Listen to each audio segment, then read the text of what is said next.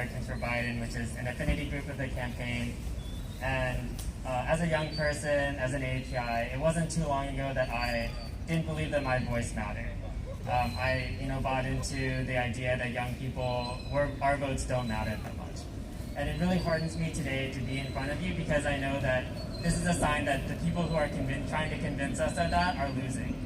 It's evident that, beyond people who are just here, that there are thousands, hundreds of thousands of students across this country, young people across this country, who are realizing their political power this year and are using it and exercising their right to vote because they know how much this matters. As leader of Young Asian Americans for Biden, we have really been pushing to make sure that APIs in particular feel represented through phone banks, through events, but it's more than just us, it's more than just me, it's about all of us together in this movement. And so I really want to emphasize, as Bailey said, this is our moment to really show the world how important young people are in the voting process, how much of a difference we can make together. I know that at Penn, 2 years in a row, you all turned out 400% higher rates than 4 years before, which is incredible. Imagine if we did that this year as well. It would be thousands and thousands of students voting, and it would be a real sign for everyone how important we are as a constituency. So I know that there's someone very important that all of you are waiting to see. I don't want to hold that up too much, but I just want to say, really keep in mind that this is a movement. It's not just a moment. It's about all of us working together to make sure that we're fighting for a better future. And that's at the end of the day, that's the most important thing that we can do as a community is bring everyone with us. Not just making sure that we're voting, but making sure, as Bailey said, that we're registering our friends and family, making sure that they have their plans to vote, bringing them along with us, because the more people we have together, the more of an impact we'll make.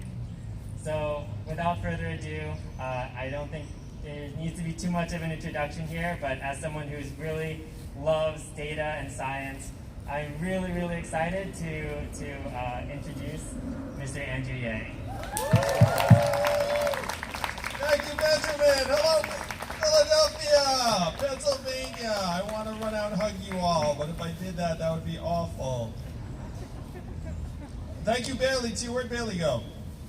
Hey, Bailey, thank you. Appreciate you all being here today on this delightful fall Sunday morning.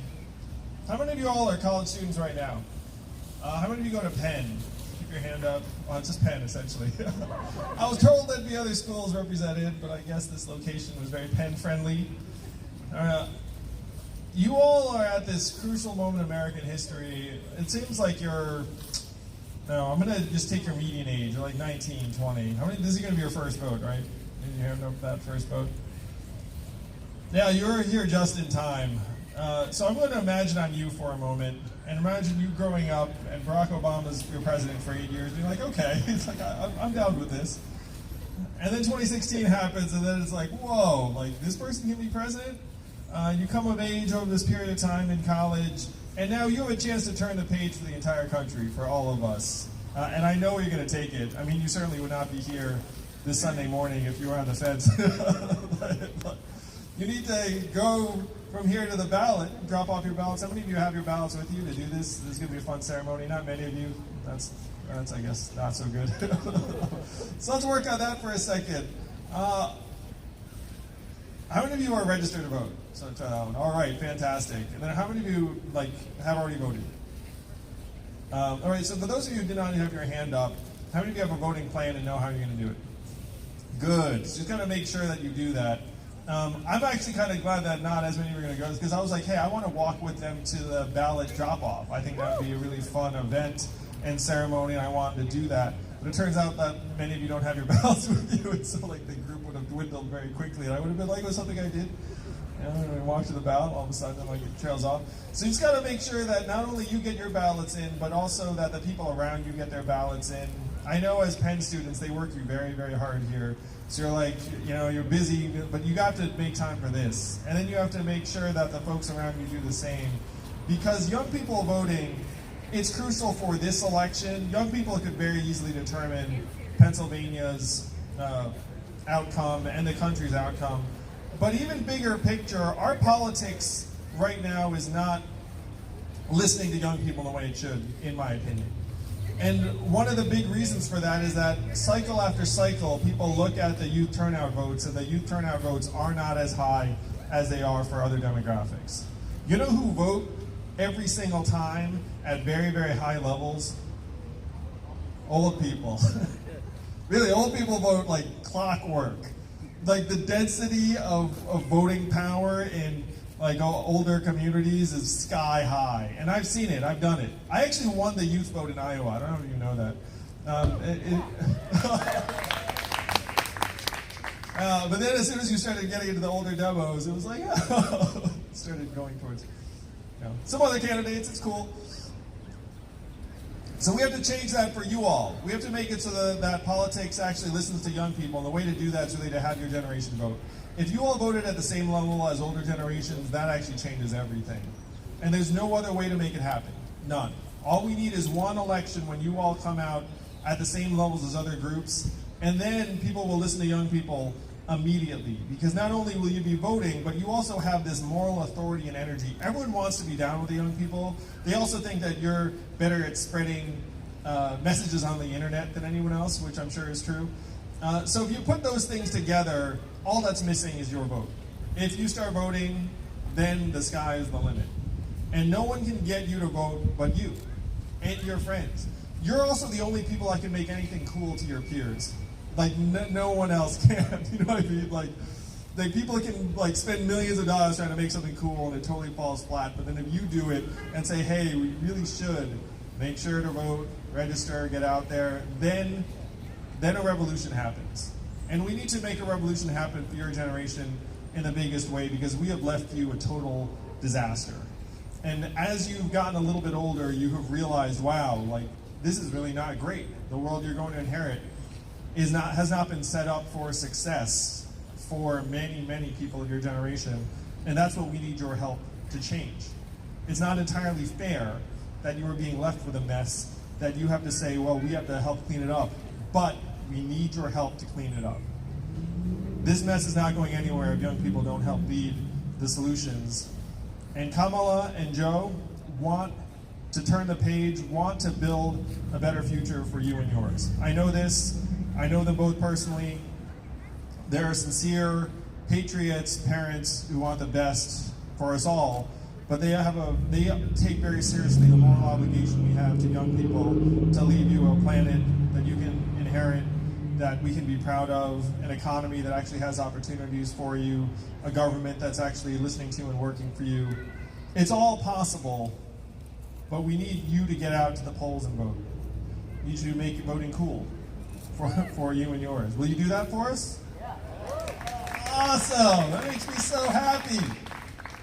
You all really could make just about anything cool. You guys should get together after this event and be like, what else are we going to make cool in addition to voting? And like come up with, one of you would have some business idea, and then all of a sudden it spreads. And it'll be from this. That's really the power you all have. I see about, maybe I'm not supposed to use numbers here, but let's call it, I think there may be like 60 of you here today. And the 60 folks here, you all are worth your weight in gold. And each of you is going to end up catalyzing additional energy. Pennsylvania, this entire state could go by like hundreds of votes. So the voting power here is massive. And if you make use of it, it also becomes habit forming. Raise your hand again if this is your first vote. After you do it, you're going to feel this kind of special thing. Raise your hand if you've already voted. So did you feel something when you voted? Are you nodding? Yeah, you feel something. It's kind of cheesy. Like you're not sure that's the way it goes down, but for those of you who haven't actually done the voting thing, like when you send it in, you actually feel something. Like something, some kind of, like you're part of something much, much bigger than yourself, maybe the biggest thing you've ever been a part of. It's a beautiful feeling. I actually voted on the way here, or I filled out the ballot, on the way here. And I got that feeling again, even though it wasn't my first vote. It's maybe, it's like my, whatever it is, 7th, 8th presidential election. Did I do that math right? No, I didn't. It's embarrassing. I'm actually not old enough for it to be my, unless I was voting as like a 12-year-old. But I got that feeling again earlier today. And you're going to get that feeling when you file your vote. And then the great thing also about when you vote too, you can turn to other people and be like, I did it, it's awesome, you should do it too. So let's turn the page for our country. Let's give Joe and Kamala a chance to rebuild this country in a way that will work for young people and people around America. And let's do our part. The least we can do is do our part to put us on a better path for the future, for you all, for your generation. I think I've got some time for some questions. And some folks are going to come ask it, over there. Or, the pressure's on. People are like, we can ask questions of this guy? Look at this. Hi, I'm Davis. I'm a senior at Penn studying computer science. I was wondering how your experiences and identities have shaped your political activism in the past and also going forward. Thank you, Davis.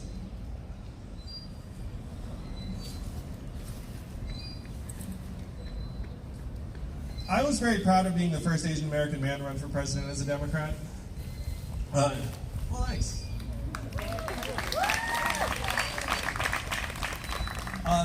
Though I was running on issues that weren't, I think, specific to any community. You all probably know I ran on universal basic income, which now 55% of Americans support. I was like, oh, wasn't that high about in January? And 82% of Americans support cash relief during the pandemic. So those were some of the big issues I was running on, but it turns out that when you run for office, who you are ends up becoming part of everything you do. And certainly for me, my experiences as the son of immigrants were important. As a parent, those were important. Like, you can't really separate who you are from the things that you're fighting for on the trail. And to me, that's actually going to be one of our big challenges moving forward, is valuing everyone's experiences and what made them who they are, while also addressing the biggest problems that affect everybody, and not trying to say, look, that there aren't massive things that we know we have to address, that doesn't rely necessarily upon the fact that I grew up in upstate New York and you grew up in Western Pennsylvania or whatnot. It was an incredible journey running for office. How many of you are thinking about running for office at some point? No one? Some of the backs over there on a weekly. Well, for what it's worth, if you rewound to when I was a senior at Brown University, there was no way I thought I was going to run for office. So who knows? You might surprise yourself at some point where you're going to end up doing work, and then maybe you're going to feel like you want to get involved on that level. I'll say too,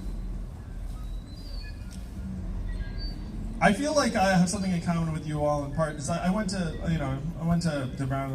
How many of you all are children of immigrants like I was? You get a sense that there's that too. And so I was told to get good grades and get a good job, and then, try and provide a path for myself in this country. And my parents did not talk about politics that much in my house. And it became only over time, when I became an entrepreneur, when I started seeing the problems that afflict the country and thought, well, we need to do better than this. And then I thought that I could contribute. And so that's something that you all, I believe, are going to end up progressing through in different ways. Because right now, you have a lot on your plate academically and the rest of it. You're going to get through it. You're going to be great. Like, this is one of the best schools in the country for a reason. And you're going to wind up contributing in different arenas. And that journey is going to take you in all sorts of different directions. So that's I guess how my identity and experience ended up informing my campaign. Hi, my name is Stephanie. I'm a sophomore at Penn studying political science and sociology. I'm also the director of media and politics on campus. So my question is, what keeps you hopeful and grounded in the midst of the chaos of the Trump administration and the pandemic? Thanks for the question. What keeps me grounded? I have a couple of self-care things that I think are pretty universal. You all are here on campus. Are your classes in person? No, so you've been virtualizing it. So you wake up in your dorm rooms or apartments and then you beam in. So you've been doing a lot of Zoom. I have too. And it's not actually great for your mental health, truly. I think we've been trying to put a brave face in a lot of the activities we've had to do during the pandemic, but they're not actually what we're wired to do. So when you ask how I stay positive and grounded, this actually helps immensely, where if you can get some fresh air and outdoor time in any given day, do that. Like I feel like here on campus you'll get this naturally, but for me I actually have to tell myself to do it because I could be on Zoom for literally 8 hours in a row and then be like, I need to get some sun. Exercise helps a lot. Just self-care is number one. And then number two, in my case, I'm in a position where I can help some people. Our organization, Humanity Forward, has distributed over $8 million in direct economic relief to struggling American families. Because if you're going to champion something like universal basic income, you want to try and just show people that it's possible. So being able to help people on that level gives me a lot of energy and grounding and optimism. Because it's easy to feel like things are beyond your power, beyond your control. And the way that you can help that is just find something that you can actually control and help with. And in our case, it's been, can we raise this money and then give it to families that are struggling? And we could. So we're edging towards $10 million and counting. Certainly being here to talk to you all is invigorating for me just because I know it's going to make a difference. If you can find something that you can apply yourself to that makes a difference, your outlook improves dramatically. There's only one thing I've found that makes me feel better about the problems of the world, and that is doing something about it. That's one reason why you're going to love this voting experience, because you're going to feel like you did something, and hopefully you're going to feel like that's not enough. You're going to be like, well, I voted, but now I'm going to bug other people to vote. I'm going to volunteer. I'm going to text bank. I'm going to phone bank, or whatever it is you decide to do. So that'd be my message, is just act and you will feel better.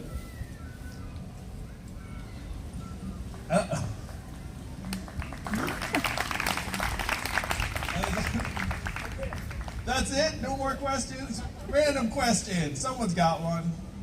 Sure.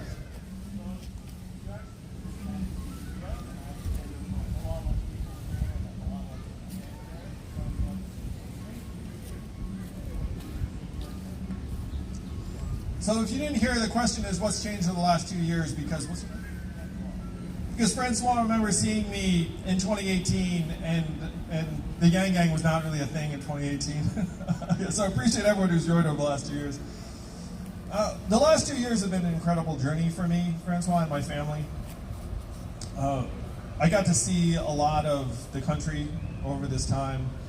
And what I've learned is that if you go to Iowa or New Hampshire or Ohio or California or Pennsylvania, the things that people care about tend to be the same.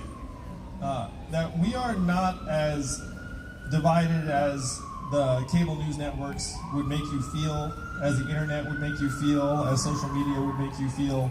And that even if there's someone who disagrees with you on just about every dimension, if you sit down with them or standing across from them and you talk to them, they'll engage with you as a human being. And there's not the same kind of hostility and animosity that might happen if you were just engaging, with like your Twitter avatar or whatnot. Where it turns out campaigning in person is a vastly positive and human experience the vast majority of the time. And that's something that's really inspiring. That hopefully you take something from that when you're in someone's home or in their place of work or worship, we all care about same things, even if we're using, in some cases, slightly different words to describe them. And hopefully our country can wake up to that reality after Joe and Kamala become our next president and vice president, respectively, in January of next year, thanks to you all.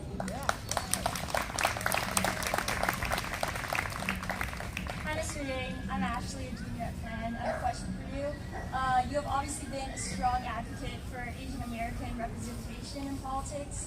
What do you think is the main hurdle disincentivizing Asian Americans from running for office? Thanks, Ashley. This is near and dear to my heart. I speak to Asian American communities around the country, and I say to them something similar to what I said to you all about young people. It's like, look, Asian Americans can be the swing vote in swing states like Pennsylvania around the country, but we don't vote at as high levels as other people. And so there's this unfortunate dynamic that builds up where politicians don't invest in Asian American communities in the vote, and then we don't vote, and then that just continues. So it's the same message where, look, if we vote, then we can change that dynamic very, very quickly. And this is our chance. When I was your age, Asian Americans were actually much more split between Democrats and Republicans. It was like almost 50-50. Today, Asian Americans vote 75-25 Democrat, and that was the last cycle. I have a feeling it's going to head even more in that direction because it's not like Trump's done himself any favors with the Asian American community. So now that Asian Americans have kind of settled on the direction we'd like the country to go, now we just need to turn out, we need to volunteer.